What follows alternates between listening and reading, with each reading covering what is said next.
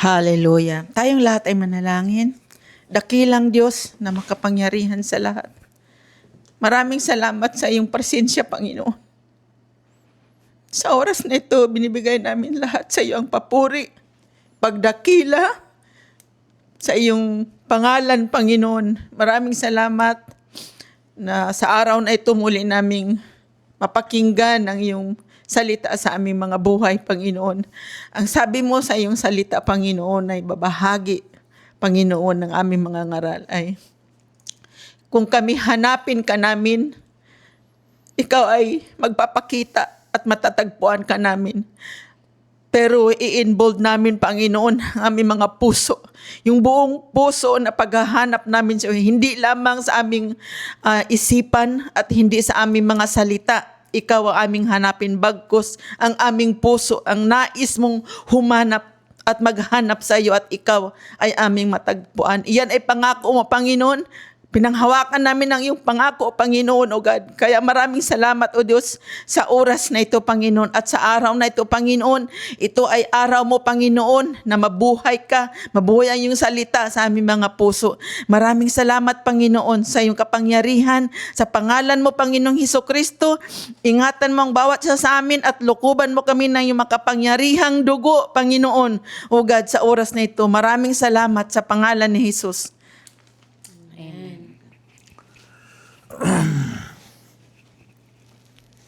The Lord has laid a message on my heart for you people today that's maybe a little hard for me to get it translated to you. Ang Panginoon ay nangusap sa aking puso na ibahagi sa inyo itong isang mensahe na ito na maaari na mahirap na maunawaan o maipaintindi sa inyo. I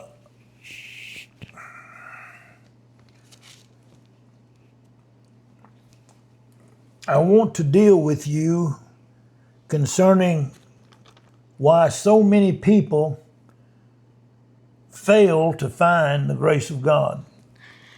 Gusto kong talakayin sa inyo kung bakit marami sa mga tao ang nabibigo na hanapin ang grasya ng Panginoon, ang grasya ng Diyos.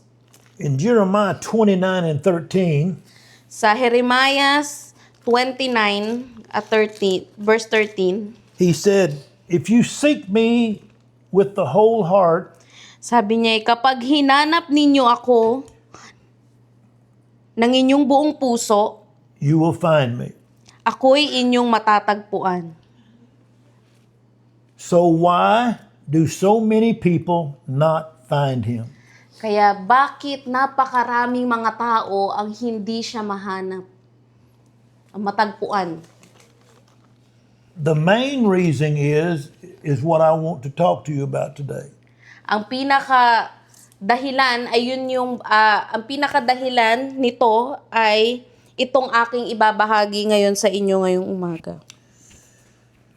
So many people, when they first hear the gospel message to repent, Maraming mga tao, pag unang beses nilang narinig yung salita ng Panginoon na magbago o magsisi, they think to repent means to tell the Lord you're sorry, and then do better. ang intindi nila ng ibig sabihin ng repent ay sabihin mo sa Panginoon na patawad, Panginoon, tapos maging maayos ka o ayusin mo yung sarili mo. And then they set out their lives to try to be better and get better. Hanggang sa ang gagawin nila ay susubukan nila sa kanilang pamumuhay na maging mabuting tao o gawin ng mga mabuting gawa sa sarili nilang kakayanan. They think that they have to be pleasing to God before they can receive grace. Ang iniisip nila ay kailangan munang maging kalugod-lugod muna sila bago sila tanggapin ng Panginoon at sila'y makatanggap ng grasya. And these kind of people, after a while, they give up because they get embittered about the whole thing, that it don't work. At kalaunan, itong mga taong ito na nasa ganoong sitwasyon ay sila isusuko dahil ang mangyari ay sasama yung loob nila kasi bakit walang nangyayari. You see, the commandment of the Lord to repent doesn't mean tell the Lord you're sorry and do better. It doesn't mean that. Amen. Yung kautusan ng Panginoon na magbago kayo, magsisi kayo, ay hindi yun ibig sabihin na humingi lang kayo ng tawad sa Kanya o ng sorry sa Panginoon. The commandment to repent means you have got to get a changed attitude. Yung kautusan na magbago ay ito ay kailangan magkaroon ng pagbabago sa iyong ugali o sa iyong kalooban. And within that attitude, there are certain ideas about yourself, about God, and about Christ that changes. Amen. At dahil dun sa pagbabago ng iyo ng paniniwala, nagbabago yung paniniwala mo patungkol kay Kristo. At nagkakaroon ng pagbabago yung ugali mo, nagkakaroon ka ng bagong pananaw patungkol sa mga paniniwala at patungkol kay Kristo. The first attitude that changes when you hear the word repent, the first attitude is towards what you are as a human being. Ang unang magbabago sa pananaw mo kapag narinig mo yung salitang pagbabago ay yung ano naman? Pag narinig mo yung salitang pagsisisi, meron kang ang unang maiisip mo o papasok sa isipan mo ay kailangan magbago yung iyong puso. Meaning that you have to understand you're just a human being and there is nothing good in you. Ang una mong dapat maunawa na isa ka lamang tao at walang kabutihan na nasa iyo. You was created out of the dust of the earth and you return to dust. Amen. Ikaw ay nilikha mula sa alikabok at ikaw ay babalik na magiging alikabok. The change of attitude is there's nothing good in you. You can produce nothing good Amen. because you're just a human being. Nagpapakita na walang mabuti sa iyo, isa ka lamang tao, walang kabutihan na kahit na anong nasa iyo. When you come to realize that, then you'll know you are in need of grace. At kapag napagtanto mo na yon, nakita mo na yon sa iyong sarili, ay doon mo makikita yung pangangailangan mo sa grasya ng Panginoon.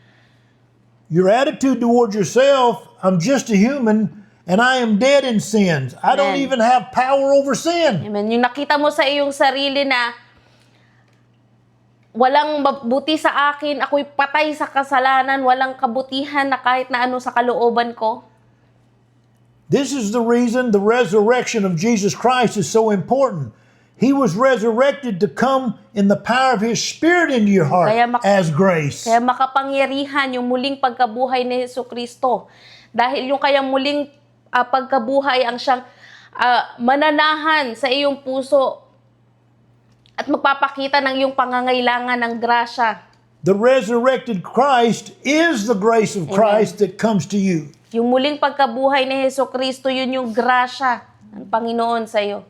Through the power of the Holy Spirit. Mula sa pamamagitan ng kapangyarihan ng banal na Espiritu. And He gives you a new attitude towards God. Amen. At bibigyan ka niya ng bagong pananaw, ugali, patungo sa Panginoon.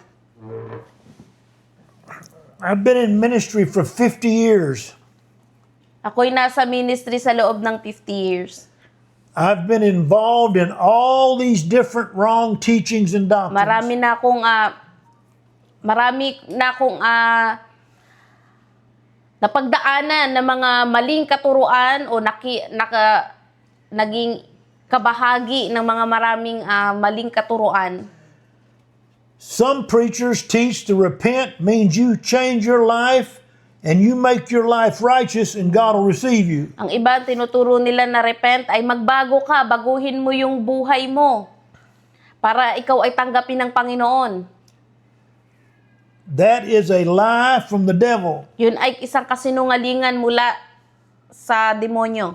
You are a helpless human Amen. being, dead in your sins and trespasses, and you need the resurrection grace of Jesus Christ to come to you. Amen. Isa ka lamang tao, isa ka lamang nilalang napatay sa kasalanan at kailangan mo yung kapangyarihan ng muling pagkabuhay ni Hesukristo sa buhay mo. I have found through the years so many people that would get caught up in that kind of a religious thinking, and after some time get embittered and give up because they never got any better. Marami akong nakilala ng mga tao na kumbaga nahulog sila sa ganoong katuruan na kalaunan, hindi yung nagtagal, ay sumama yung loob nila na wala namang nangyayari sa kanila kahit na ginawa nila yung mga itinuro ng simbahan pero walang nangyayari. Lalo lang silang lumalala. And I've talked to some of them people and said, oh, I tried that religious thing. It doesn't work for me. Meron ako mga nakausap, sinabi nila na, ay naku, naging relihiyoso, naano ko na rin yung relihiyo na yan, pero naku, wala namang nagawang maganda sa akin. They rightly stated they tried that religious thing. Tama naman yung pagkakasabi nila na sinubukan nilang gawin yung relihiyosong paniniwala na yun o gawain na yun. But then the devil talks to them and tells them they're a blasphemer. They just don't want God. Pero dahil doon, ang kaaway ay naglagay ng kasinungalingan sa isip nila na ay, nilalapastangan mo yung Panginoon. Kapag gumipag sila ay sumuko na, sabihin, ay, nilalapastangan mo yung Panginoon. Anyone that's truly ever tasted of the grace of Jesus Christ doesn't walk away from it and say it don't work. Lahat ng mga tao na naranasan nila yung grasya ng Panginoon, walang sino man lang sa kanila ang magsasabi na hindi yun totoo o walang nagagawa yung kapangyarihan ng Panginoon o yung grasya niya. When the graciousness of the Lord's Spirit comes into your life, Kapag ang grasya ng Panginoon, yung kanyang espiritu ay dumating sa iyong buhay, it changes your attitude towards God and man and yourself. nagbabago yung iyong pananaw patungkol sa Diyos, sa tao at sa iyong sarili. Because the love of Christ has been shed abroad in your heart. Hallelujah. Dahil yung pag-ibig ni Kristo ay dumating sa iyong puso. Now you have power over sin. Ngayon, ay ikaw ay kaya mo na mapaglabanan yung kasalanan. There's a confidence in your heart when Christ comes and His grace comes. A Hallelujah. confidence. Meron ng matatag na kalooban dahil dumating na si Hesukristo sa iyong puso. That you no longer have to live a sinful life. Na hindi mo na kailangan na mamuhay pa sa makasalanang pamumuhay. Because by that resurrection life, you can overcome temptation. Hallelujah. Dahil sa pamamagitan ng muling pagkabuhay na yon ay mapapagtagumpayan mo na yung tukso. Because your conscience has been cleaned and Hallelujah. purified. Dahil yung konsensya mo ay nalinis na at nagawang puro. No longer weak, Hindi na mahina. but strong in the faith and the love of Hallelujah. Christ. Pero ito ay malakas na sa pamamagitan ng pananampalataya at grasya ng Panginoon. Hallelujah. I've dealt with people here since I've been in the Philippines. Meron ako mga kilala na mga tao dito simula nung pagdating ko sa Pilipinas. And people in a little small congregation would get saved by the grace of Jesus Christ. At meron na iilan sa maliit na mga pagtitipon-tipon ang maliligtas.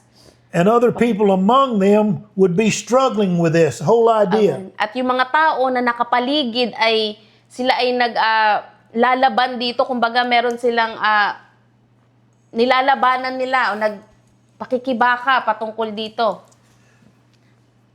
One Catholic woman asked me a question in this congregation one day. Merong isang Katoliko na nagtanong sa akin ito isang araw. She said, why is it so easy for some of these people here to be saved? Why is it so hard for some of us other people? Sabi niya, bakit yung iba ay para sa kanila ang bilis na matanggap at sila ay maligtas? Itong tinuturo dito. Pero ba't pagdating sa amin, yung iba sa amin, mahirap.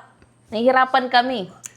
And it's because of that vain belief and teaching of the Roman Catholic Church. At ang dahilan nun ay yung walang kabuluhan na mga paniniwala at katuruan ng simbahang Katoliko. They are actually taught that they're saved by their works Yeah, that the Catholic Church teaches. Dahil sila ay naturuan na sila ay maliligtas sa pamamagitan ng kanilang sariling gawa. And Apostle Paul said these people, they frustrate God's grace. At dahil dito ay pinapagod nila yung grasya ng Diyos sa kanila.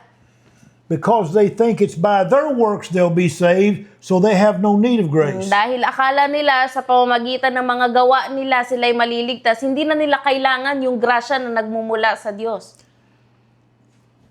Most people don't realize why the Roman soldier opened up the Lord's side before he died and blood and water came forth. They don't realize the significance of what was taking place. Hindi nila nakikita nung panahon na ipinako ang Panginoong Hesukristo sa krus ay yung sundalo na Romano ay binutas yun dito sa tagiliran niya kaya umagos yung dugo. Hindi nila dugo at tubig. At kaya hindi nila alam kung ano yung kahalagahan nung ginawa na yon. It was symbolic that through his crucifixion and he was opened up, that all the life and spirit that he had in him came out to all, and then we could be grafted into his side like a branch. Hallelujah. Ito ay sumisimbolo na sa pagkatusok sa Panginoon dito, pagkasaksak sa pagkawasak niya, ay lumabas yung buhay sa kanya. At tayo naman na mga anak ay parang pwede tayong parang kakabit doon sa gilid niya para tayo parang mga sanga at para makuha natin, makatanggap natin yung buhay na nagmumula sa kanya. You see, when you hear the gospel and he convicts your heart that you're just a human being dead in sins, that wounds you. It kind of makes you sorrowful for the way you are. Yeah. Dahil kapag narinig natin yung salita na ang Panginoon ay namatay dahil sa ating kasalanan, tayo ay makasalanan, ay masakit yun para sa atin. Nadudurog yung ating puso, natutusok yung mga puso. And when God wounded you by that truth, Hallelujah. that opens your heart up so you can be grafted into Jesus and all the grace that's in Him can flow to you directly. Amen. At kapag ikaw ay nasugat ka ng Diyos mula dahil doon sa katotohanan na yun, pwede na tayong maikabit, parang halaman na ikinabit kay Hesukristo para yung buhay na nagmumula sa Kanya, yun yung magsusupply sa atin. I don't never want to feel that wound of when God spoke to me and said, "You're nothing but a human dead in sins." Ayoko na maramdaman yung sakit nung ang Panginoon ay sinabi sa akin na ikaw ay tao lamang at ikaw ay patay sa iyong kasalanan. Because as long as I know that and walk with that attitude towards what I am, I'll stay grafted in Him in constant need of His grace. Kailangan kong yung makita at maramdaman palagi yung sakit na yon. Dahil sa habang ako ay napapaalalahanan ng sakit na yon, ay doon ko nakikita yung aking pangangailangan palagi sa grasya ng Panginoon. At a later date, I don't want to get into it now, but at a later date, I want to teach you why when Jesus was dying on the cross, He called Himself a worm. Warm. A worm. Hindi ngayon, pero sa mga susunod na araw ay gusto kong ibahagi sa inyo kung bakit tinawag ng Panginoon siya nung siya'y nakapako sa krus na isang uod. The word He actually used was a crimson. I'm like a crimson worm rather. A crimson worm. Na parang na siyang crimson, ang ginamit niya talagang term ay crimson worm, isang klase ng uod.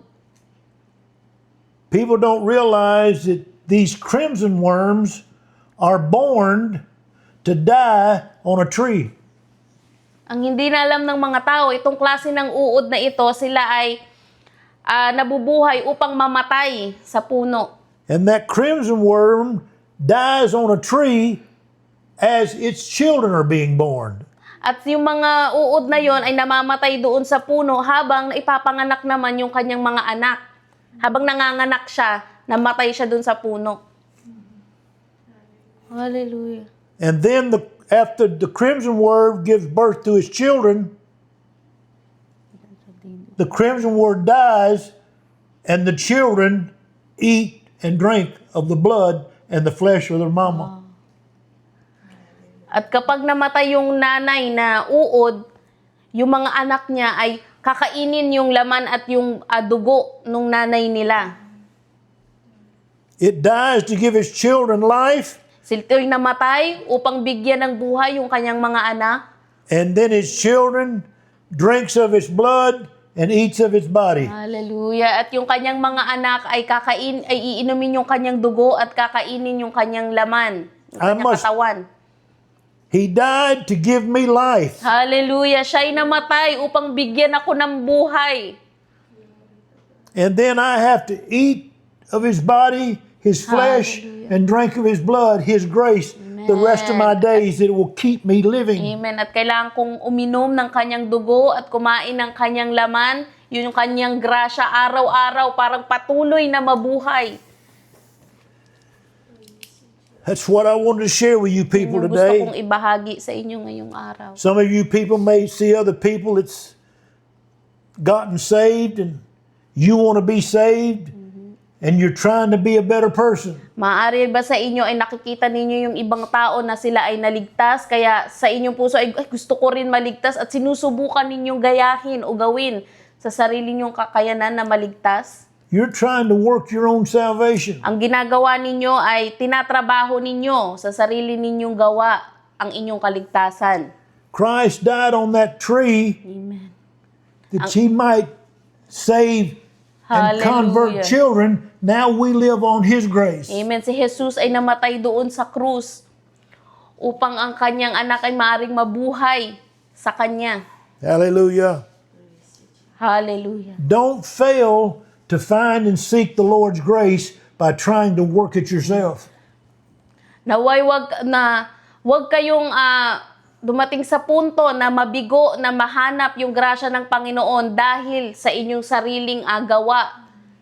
You can't earn this. Amen. Hindi natin pwedeng pagtrabahuhan to na You're just a human dead in sins and unbelief. Amen. Ikaw ay tao lamang na patay sa inyong kasalanan at paniniwala.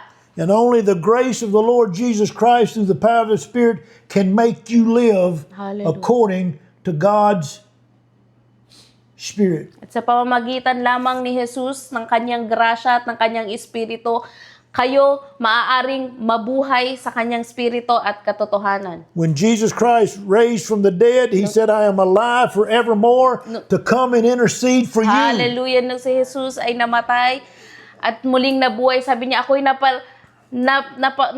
napasa inyo upang pumagitna at manahan sa inyo. He is the only one that can communicate Amen. this grace directed to you through Amen. the Siya Spirit. lamang ang tanging paraan upang maging tulay na maibigay yung grasya ng Panginoon sa atin. Hallelujah. Amen. Antonia, you got something you'd like to say, honey? Purihin po ang Panginoon. Ipit mo na lang parang yan. Purihin po ang ating Panginoon, mga kapatid. Lagi nating isipin na ang ating pinapakinggan o ang ating pakikipag-isa o ang ating pakipag-fellowship ay hindi ito bagay na normal. Ito ay espiritual na pakikipag-isa. Dahil hindi man natin nakikita ang Diyos, naririnig naman natin ang kanyang pangungusap sa atin. Ano ang sabi kanina sa binabasa? Nawa kapag mayroong bersikulo sa Biblia, sundan ninyo. Kaya namin kayo binibigyan ng Biblia dahil importante na hindi lang ninyo ito pinapakinggan, kundi binabasa niyo mismo. Dahil ito yung salita, ito yung kumakain tayo sa mga bagay na espiritual. Kung kumakain kayo sa natural, Di ba, hindi lang kayo lunok ng lunok, subo ng subo, nginunguya ninyo ito. So, ang pagbabasa sa salita ng Diyos, ito yung pagbulay-bulay, pagnguya-nguya, para hindi tayo maimpatso at maintindihan talaga natin ang salita ng Diyos. Yung binabasa kanina, napakaklaro, hindi na dapat nating dagdagan o dagdagan pa dahil klaro po yun. Maintindihan natin kung kung nananangan tayo sa banal na Holy Spirit, na Espiritu Santo na siya yung ating tagapagturo. Dahil ang ating mga ngaral ay bibig ng ating Panginoon, bibig ng ating Diyos yan, para magsalita sa atin, isalitain sa atin ang ating pagkain sa espiritual. Tayo ang dapat magnguya-nguya noon. So, sabi doon, basahin mo nga din sa Tagalog ulit. Yung umpisa. Kapag hinanap ninyo ako ng buong puso, ako'y inyong matatagpuan. Ano po yung sabi doon? Kung hinahanap ninyo ako, hindi tumitigil doon. Mayroong sinasabi doon na buong puso. Uli, narinig na natin yan noong nakaraan, yung buong puso mo. Ano ba ang buong puso? Kasi hindi lang yan ang bersikulo na nagsasabi dyan. Meron ding sinasabi dyan na ang 10 kautusan na uuwi na lang yan sa 2 kautusan. Ang una ay mahalin mo ang Diyos ng buong puso mo. At ang pangalawa ay mahalin ang iyong kapitbahay na kagaya ng pagmamahal mo sa iyong sarili. Bakit may buong puso? Mga kapatid, hindi sinasabi dyan na hanapin ninyo ako sa iyong isip at hanapin ninyo ako sa iyong salita. Bagkus yung puso natin. Alam ba ang puso? Ang puso natin ay ang kalooban natin. Ang kalooban mo, kapatid. Yung kalooban mo pag may nagtatanong sa'yo, kilala mo ang Diyos? Ang utak mo gaganong kaagad yan, oo, kilala ko. Ang salita, ang bibig, ang bilis, oo, kilala ko. Tanungin mo yung magnanakaw dyan, yung pumapatay ng tao, kilala mo ang Diyos? Ang bilis sumagot yan. Sabihin ka agad, kilala ko ang Diyos. Hindi yan ang gusto ng Panginoon. Pero ang puso, ang puso sa pagpatay, sa pagnanakaw, sa pangaluyan, yan ang kalooban niya. Ang gusto ng Diyos, yung puso mo na yan ang naghahanap sa Diyos. Yung puso mo na yan, yung kalooban mo na yan ang naghahanap sa Diyos. Yan ang dapat mabago. Ang utak, madali lang mag-isip. Example, meron kang gusto mo maglaba, ang bilis magbago, ay, bukas na lang ako maglaba. O di ba, isip ang gumawa niyan, bukas na lang ako maglaba. Madali. Pero ang kalooban mo kapag yan ang nakaugat sa katuwiran ng Diyos, hindi yan basta-bastang matitinag. Kung merong pumunta sa iyo, ay, ano naman, sabi ni Satan, hindi ka naman matagal ka diyang nagbabasa ng Biblia, pero bakit walang pagbabago sa iyo? Makikita kasi yan, pero pag ang puso mo nababago, sumansang-ayon kasi yan sa kalooban ng Diyos. Kasi siya yung ating pagbabago. Walang iba. Hindi natin kayang baguhin ang ating mga sarili, mga kapatid. Gagawa ako ng mabuti. Sinasabi ng pastor, wag mo itong gawin. Wag mo yang gawin. Pero kapag ikaw na lang mag-isa, ginagawa mo na yan. Dahil wala kang takot, wala kang respeto sa Diyos. Wala kasing pagbabago ang iyong puso. Ang gusto ng Diyos, may pagbabago yung puso mo na yan, na siya talaga ang nakakilala. Kasi ang sabi ng Diyos, kapag hinanap natin siya ay matagpuan. Kung nanampalataya kayo niyan, naniwala po ba kayo niyan, mga kapatid? Kaya nga sabi kanya, tanong sa atin kanina ng ating mga ngaral, bakit ang daming humahanap? Maraming humahanap sa Diyos, pero madali lang sabi na hanap ko na siya. Hindi kasi yun, ang puso mo kasi ay hindi talaga ang pusong makasalan, hindi yan humahanap sa Diyos. Ang Diyos ang humahanap sa atin. Ang Diyos ang magpakilala at dadating sa atin, mga kapatid. At siya yung magbabago dyan. Walang iba kundi ang buhay ng Panginoong Hesus. Kaya nga, mapag-isip-isip natin yung ginagamit kanina ng ating mga ngaral. Sino ba sa inyo yung alam mo yung nagpo-prune, ano ba yun? Yung Sa mga nagtatanim. o yung mga nagtatanong, subukan nyo yung, di ba, yung ano, halimbawa, yung kalamansi. Tagalog. Oo, may Tagalog yan, Mamaya, hanapin ko. yung nagpapaugat ng halaman. Oh, 'di ba marunong kayo diyan yung mga nagpapaugat ng halaman, 'di ba ang isang ano ng halaman ay anuhan ninyo, tapyasan ninyo yung gilid. Tapos kapag tinatapyasan ninyo yung gilid, lagyan ninyo ng ano, nilalagyan ninyo yan ng lupa na maganda, tapos binalot nyo diyan. Para tapos uugat yun, magkaroon yun ng bagong buhay. So ganyan tayo, ganyan ang ginawa ng Panginoong Hesus. Nung binutas ang kanyang tagiliran, nung binutas yung tagaliran niya, ang lumabas doon ay hindi lang dugo, kundi kagaya tubig at dugo ang lumabas doon. Para kung may butas yun, tayo ay dapat ikabit doon. Tayo ay nakakabit doon. So ibig sabihin, dahil hindi naman tayo talaga mga anak ng Diyos, 'di ba? Hindi tayo mga anak ng Diyos.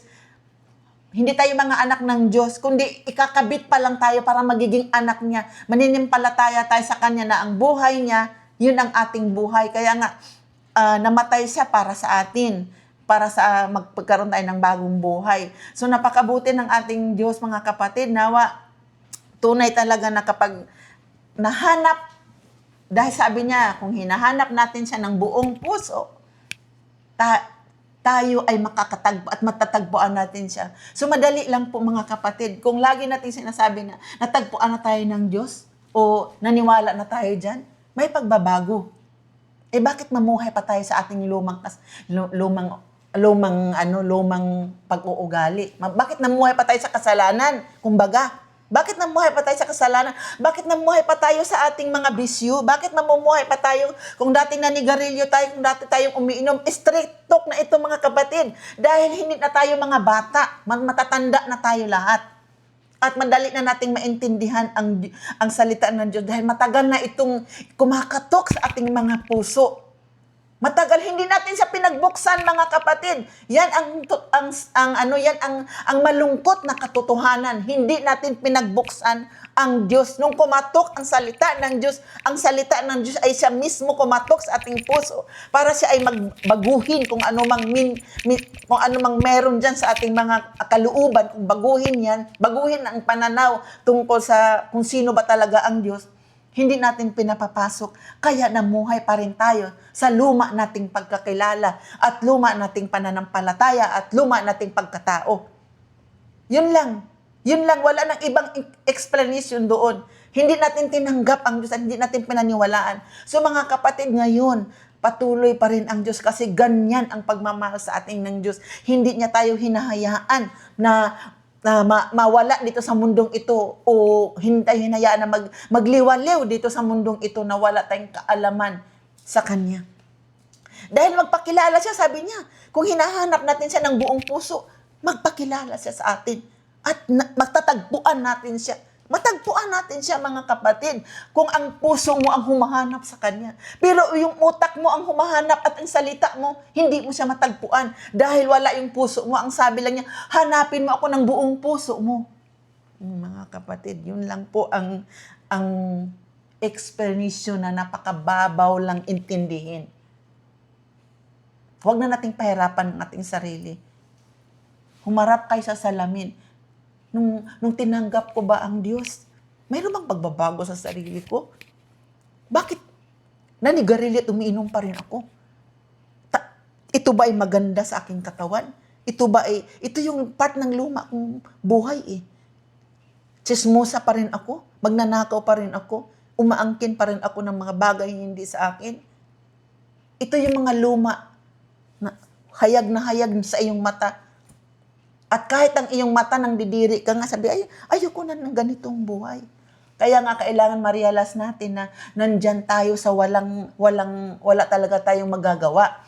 Kasi kung sinasabi mo, kaya ko yan, paano mo pag sinabi mong kaya mo yan, ibig sabihin, wala kang pangangailangan sa Diyos. Kasi sabi mo, kaya ko yan.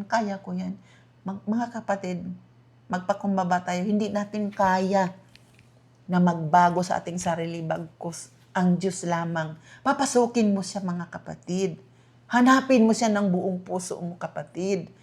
Huwag sa utak mo at huwag sa bibig mo. Huwag yung isip mo, punong-puno na ng pagkakilala sa Diyos ang isip mo. Ano na nga yan eh, ano ba yung pag sa Semana Santa, yung may mga istasyon? Ano yung level 1? No?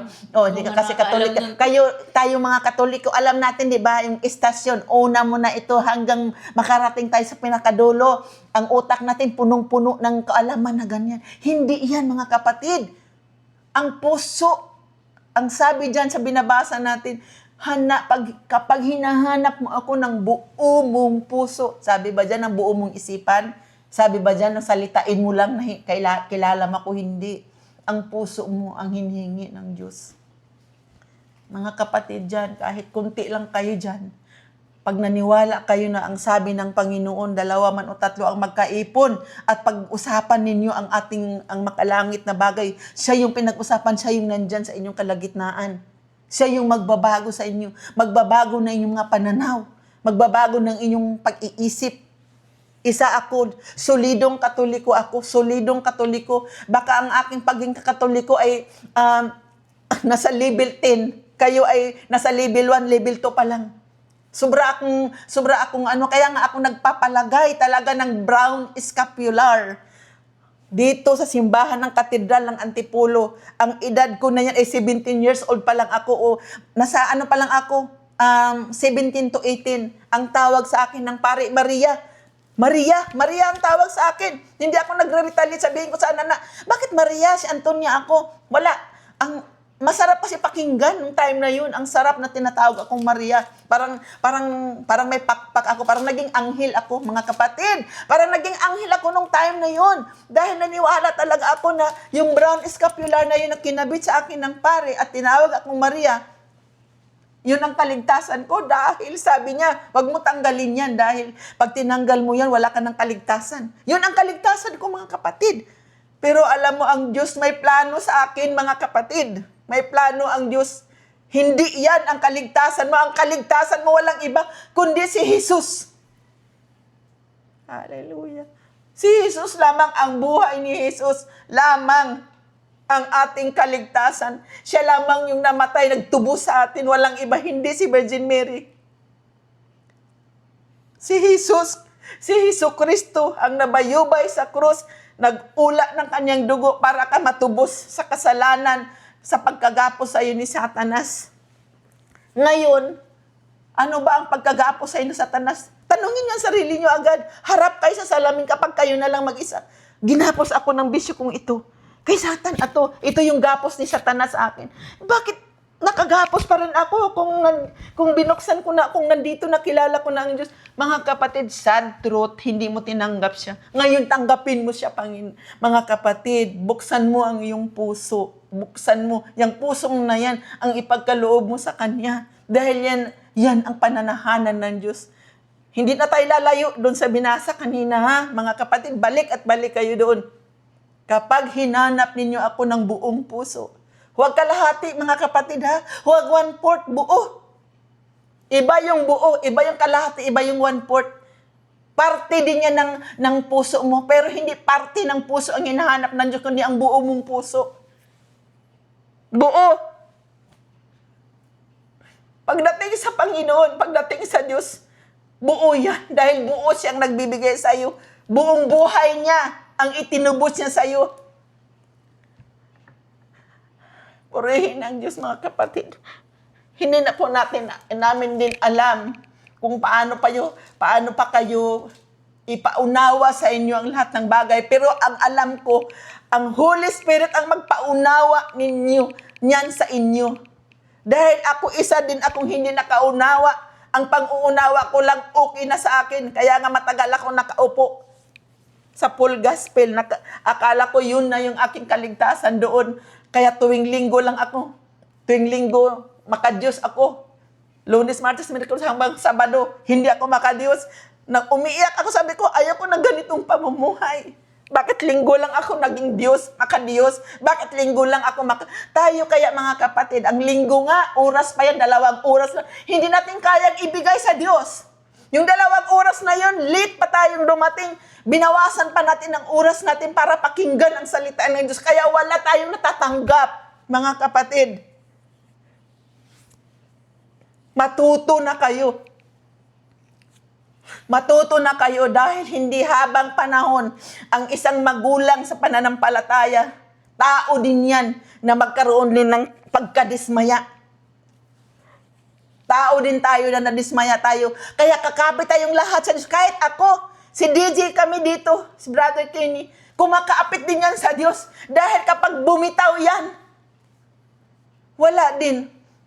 Kaya lagi lahat tayo kakapit at maniniwala sa Diyos. Huwag kayong, maniwala ako sa aking tapos ganun lang ang sabihin mo. Pero ang sarili mo, hindi ka kumakapit sa Diyos. Hinahayaan mo lang ang kailangan kang mag-exert effort ka rin. Kailangan makisang-ayon ka din. Dahil kung hindi ka makisang-ayon, kung baga sa paglalakad mo, isang paa mo sa langit, isang paa mo sa tanas, sa sanlibutan. Subukan nyo mga kapatid, paano maglakad ng ganyan na nakabikangkang ang inyong paa. Ang isang paa, dito sa kabila, ang isang paa dito sa kabila, dapat yan ay naka-align, isang daan lang dapat ang lalakaran ng inyong paa para nakabalansi ka at hindi ka natutuwad at hindi ka natutumba. So ganun ang ibig sabihin yan mga kapatid, wala tayong pagdududa pagdating sa Diyos. Humingi tayo ng kapatawaran sa Panginoon, kaya siya hindi makakilos sa ating mga buhay. At nandoon pa rin tayo sa mga luma nating mga pagkatao. It's dahil hindi buong puso ang ating pakipag-ugnayan sa Diyos. Kalahati lang. Hindi pa nga yata kalahati. Baka 1/4 lang yung binigay nyo sa Diyos. Baka kalahati lang yan. O baka wala pang 1/4. Hindi po dyan sinasabi. Pag binasa nyo yan, hanapin nyo ako ng buong puso. Mayroong salitang buo. So mga kapatid, yun lang po ang aking may bahagi sa inyo. At nawa, ang bawat isa sa atin, wala tayong ibang paniniwala at kapitan kundi ang ating buhay na Panginoong Hesus. Maraming salamat sa inyong pakikinig. Purihin ang ating Diyos na buhay.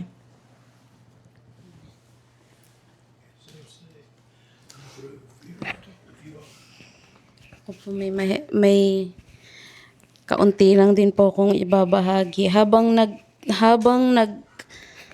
nagbabahagi kanina, isang bagay yung napagtanto ko na sobrang,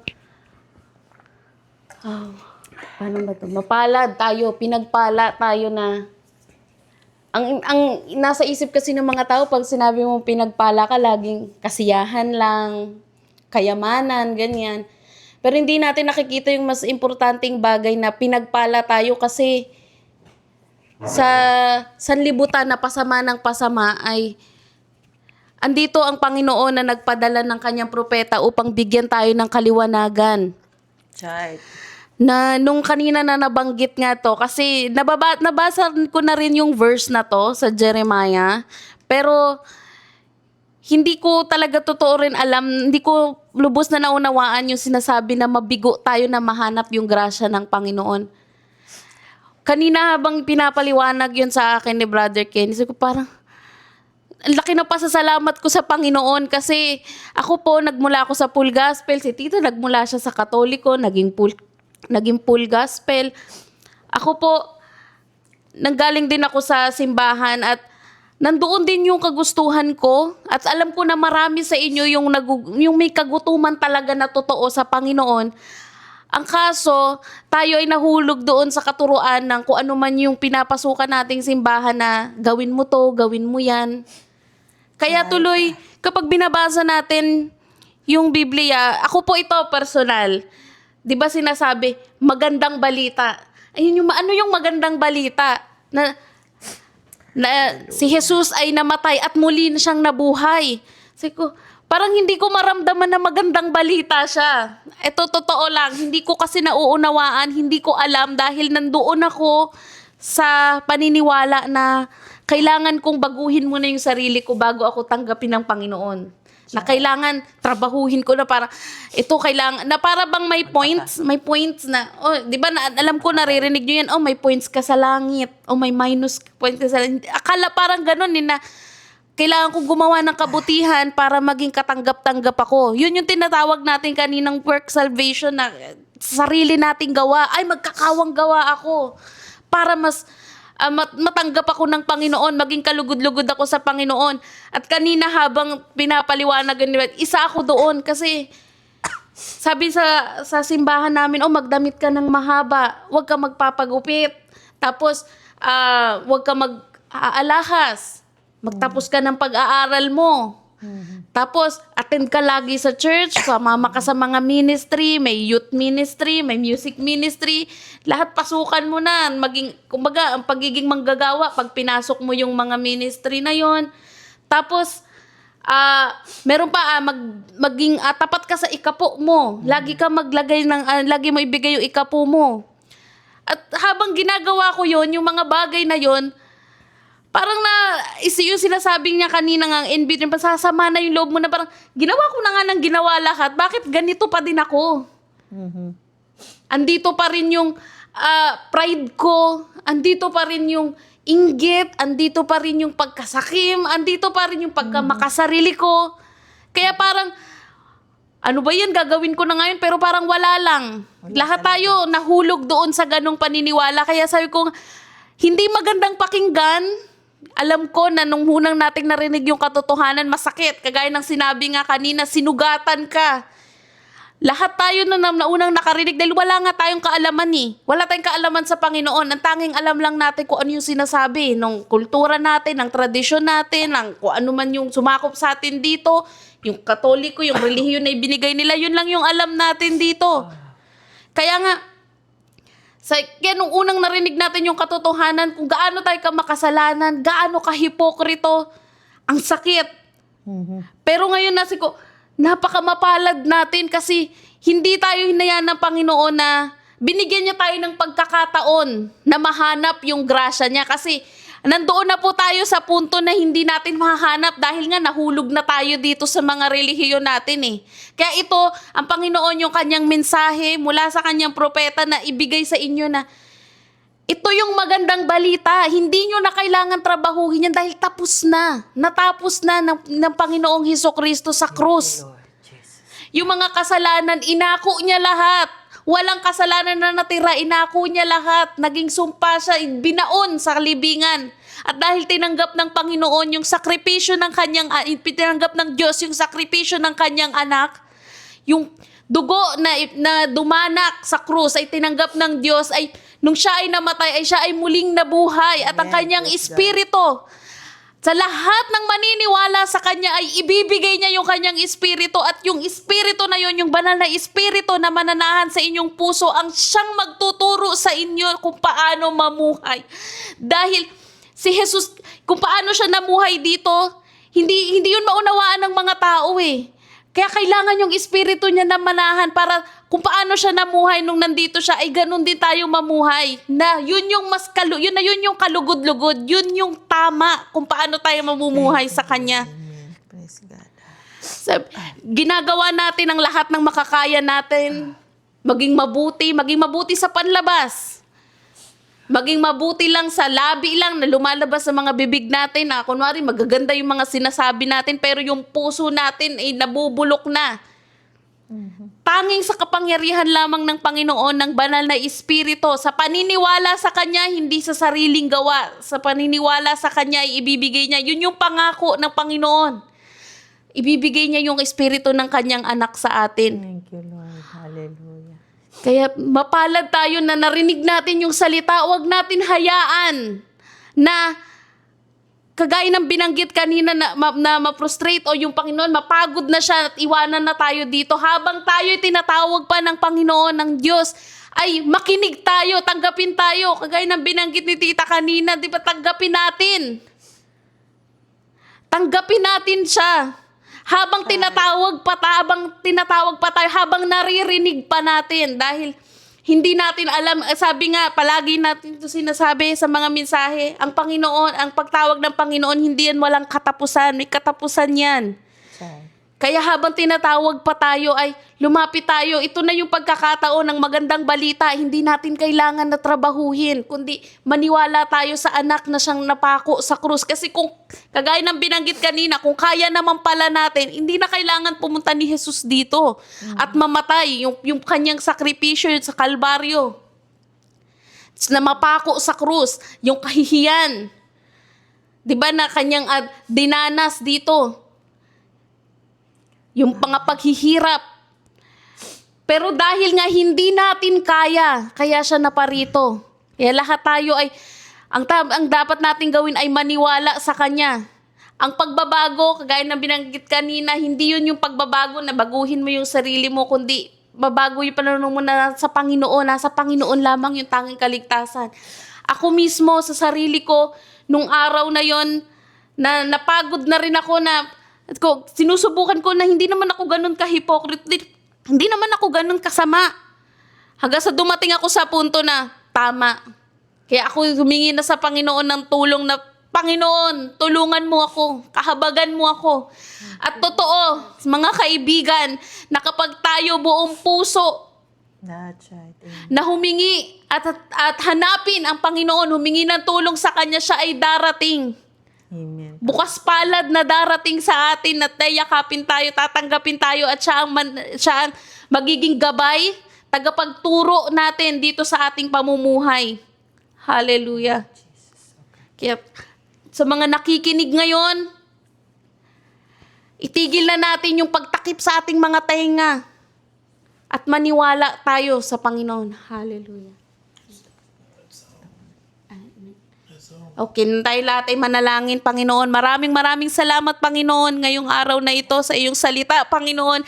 Maraming salamat sa iyong salita na para sa mga tao na mga nahihirapan, na sa mga sitwasyon, Panginoon, na pinipilit nilang gawin, na maligtas sa sarili nilang kakayanan, Panginoon, na ngayon na maliwanagan sila at makita nila na ang magandang balita, Panginoon, na natapos na ang lahat, na ikaw ay muling namatay at muling nabuhay at ang tangi namin kailangan gawin ay maniwala sa iyo at tanggapin ka sa aming buhay, Panginoon. Pinapanalangin ko, Panginoon, na bawat nakikinig ngayon, Panginoon, na mapagod na sila, Panginoon, sa mga ginagawa nila, na sa mga paniniwala nila, sa sarili nilang kasalanan at makita nila, Panginoon, ang pangangailangan sa iyo, Panginoon, na mabuksan ang kanilang mga isipan, sila'y mayanig, magising, Panginoon, at makita nila ang pangangailangan ng iyong grasya, Panginoon. Sa iyo lamang, Panginoon, ang lahat ng papurit, pasasalamat at pinapanalangin ng Panginoon, ang aming lingkod, Panginoon, na kayo ang patuloy na magbigay ng kalakasan sa Kanya, Panginoon, karunungan, Panginoon,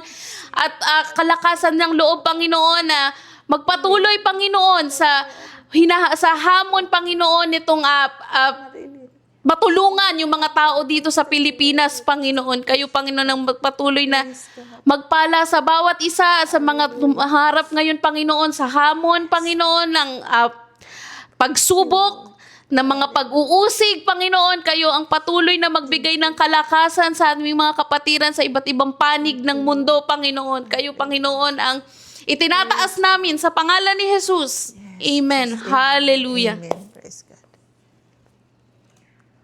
Hallelujah.